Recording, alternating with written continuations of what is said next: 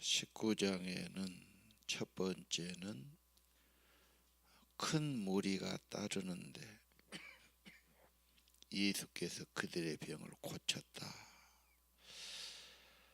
갈릴리 떠나서 요단강을 건너가면 유대 지경이죠. 그래서 유다와 갈릴리로 나누는데 예루살렘 쪽으로 가시는 겁니다. 언제나 많은 사람이 따르고 병 고침. 예수님은 병 고치는 권세가 있고 능력이 있었다. 그래서 악한 영을 쫓아내시고 병을 치료하시고 회복시키는 생명의 주님.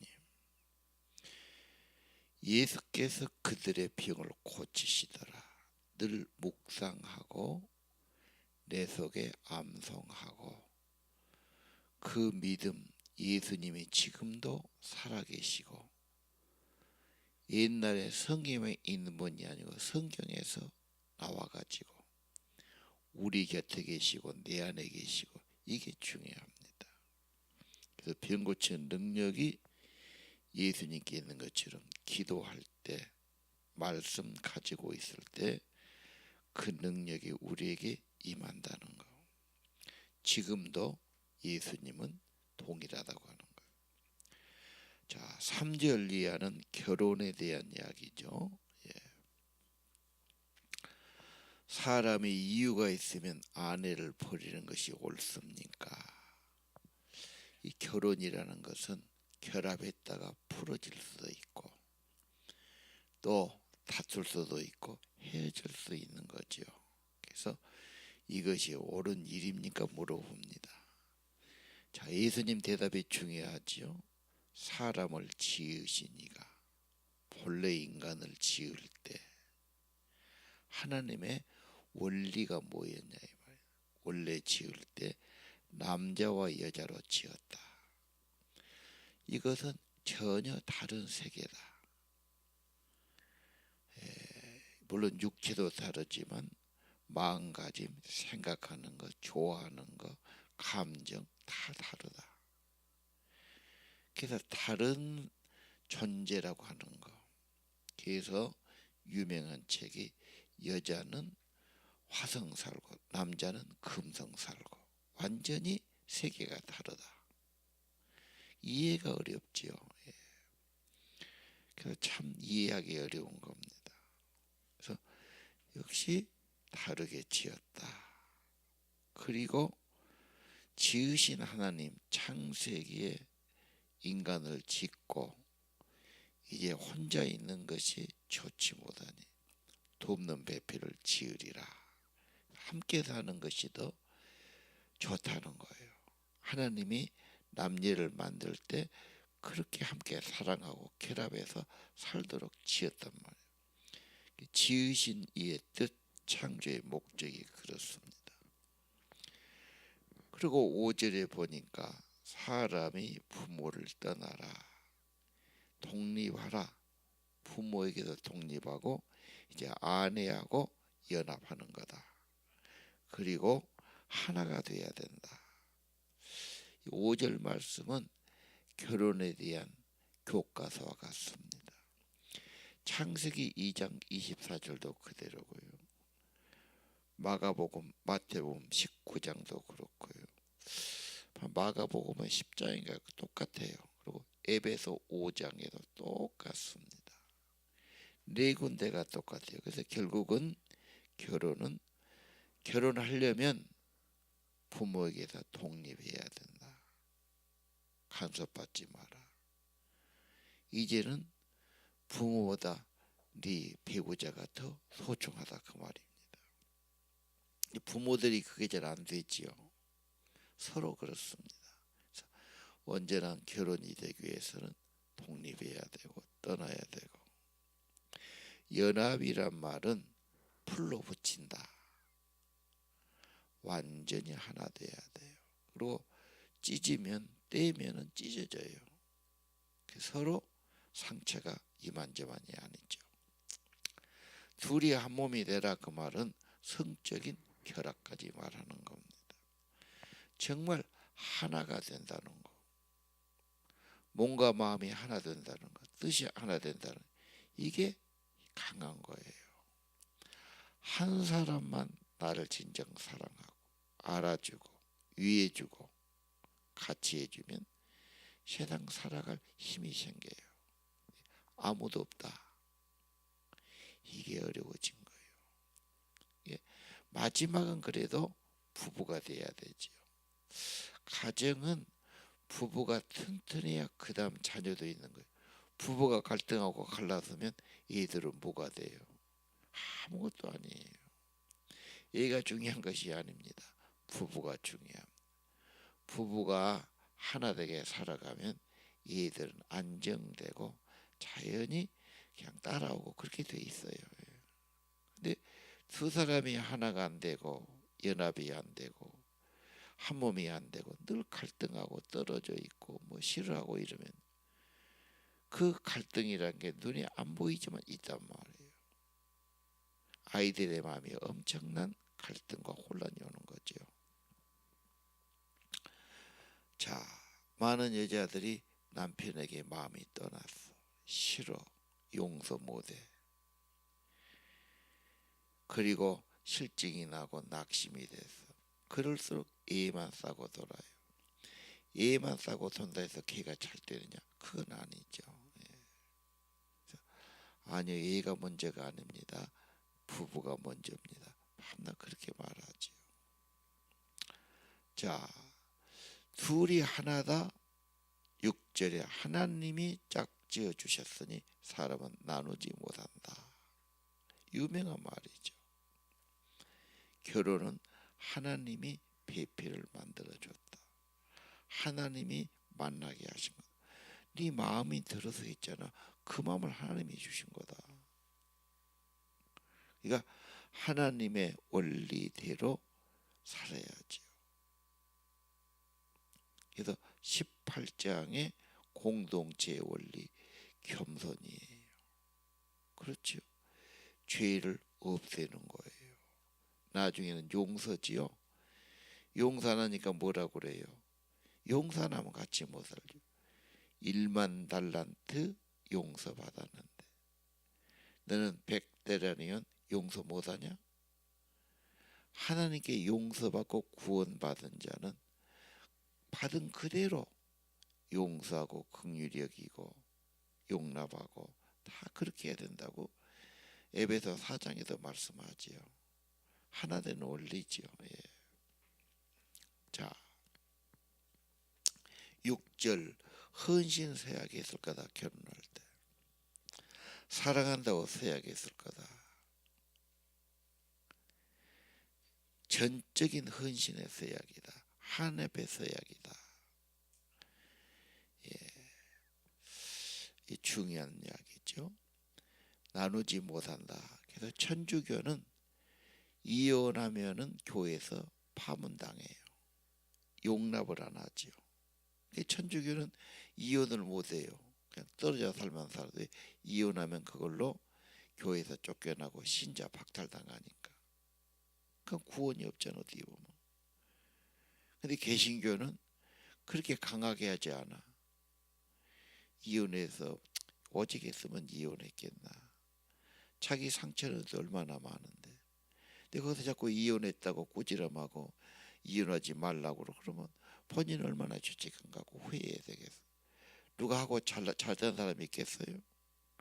다 죄책감 가지고 살지요. 그래 그 말 정죄하고 나무라기가 참 쉽지 않아요. 그런다고 권장할 수는 없어요. 좋은 일은 아니. 자, 오늘 5절과 6절을 성경의 하나님의 법 원칙으로 받아야 돼요. 7절에 모세의 신명기에 이혼하려거든 증서를 주어라 그랬단 말이에요. 그 말씀 가지고 또 질문한 거예요. 8절에 뭐라고 그러죠? 원래는 그런 게 아니다. 모세는 너희들의 마음에 악하기 때문에 그랬다. 왜? 여자를 버리고 상대도 안 해주고 데리고 살지도 않고 그러면서 이혼도 안 해주니까 여자는 오도 가도 못하는 거예요. 그러려니 자유를 주라. 재가를 하든 자기 인생 새로 살게 해야지. 그래서 모세가 안 살려면 자유를 주라, 그런 뜻에서 말한 거지. 이혼해라, 이혼 좋다, 그런 건 아니다 말이야. 자, 9절. 음행은 조심해야 된다. 유혹을 조심해야 된다. 이런 가르침을 또 보지요. 이것도 서로 책임이 있어요. 자, 10절. 쟤들의 반응은 뭐죠? 아이고, 그렇게 결혼이 구속력이 있다면 차라리 그냥 결혼 안 하고 혼자 사는 게 낫겠습니다. 이런 고백을 하잖아요. 이 결혼이 어렵게 생각하면 한없이 어려운 거예요.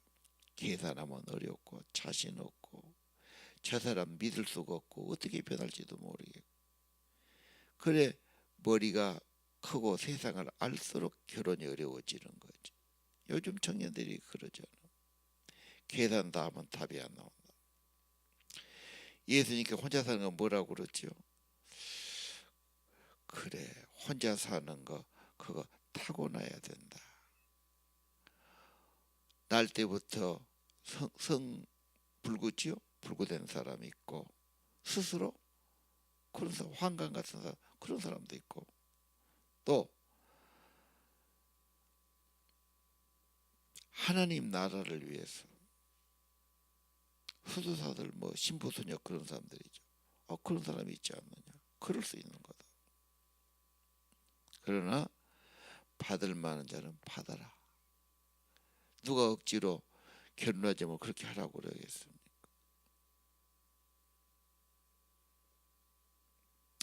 그러나 물론 사도 바울처럼 복음을 위해서, 전도 활동을 위해서, 선교를 위해서 가정에 얽매이지 않게 하는 거 귀하지요. 예. 그러나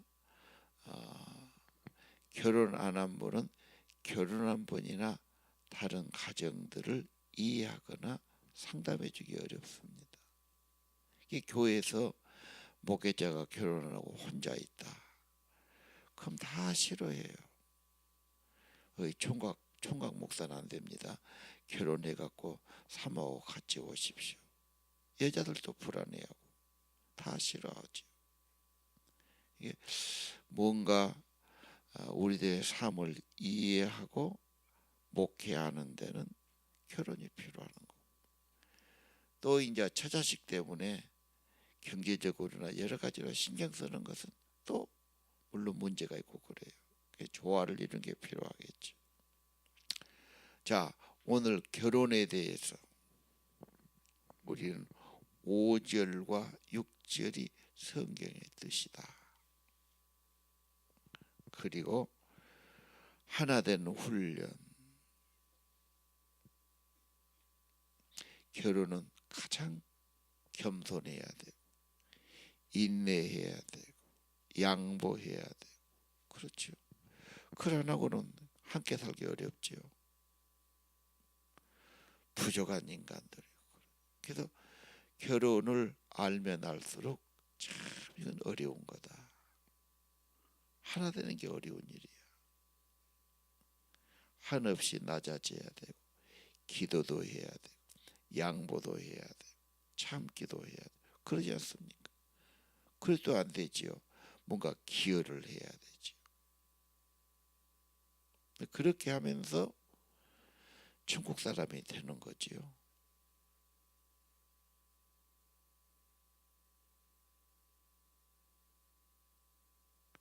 내 멋대로 나 줄 대로 사는 것이 아니라 매기도 하고 절제하기도 하고 자제하기도 하고 헌신하기도 하고, 그렇지 않습니까?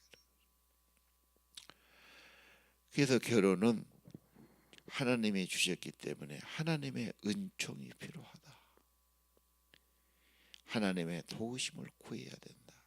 사랑의 영사도 구해야 된다. 하나 되도록 구해야 되지요. 아픔을, 연약함을, 부족함을 아버지 앞에 내려놓고 진정 하나님이 만드셨으면, 하나님이 짝지어줬으면 하나님이 도와주셔서 우리 영혼까지 하나 돼야 되니까요. 사랑의 은사가 있어야 되니까요. 이거 기도의 큰 제목이에요. 이 귀한 기도를 소홀히 하고 안 할 수 있어요. 안 하면 시험 들어요. 힘이 없어요. 자, 오늘 우리 가정과 결혼을 위한 기도가 언제나 중요하다. 먼저 기도해야 된다. 항상 기도해야 한다.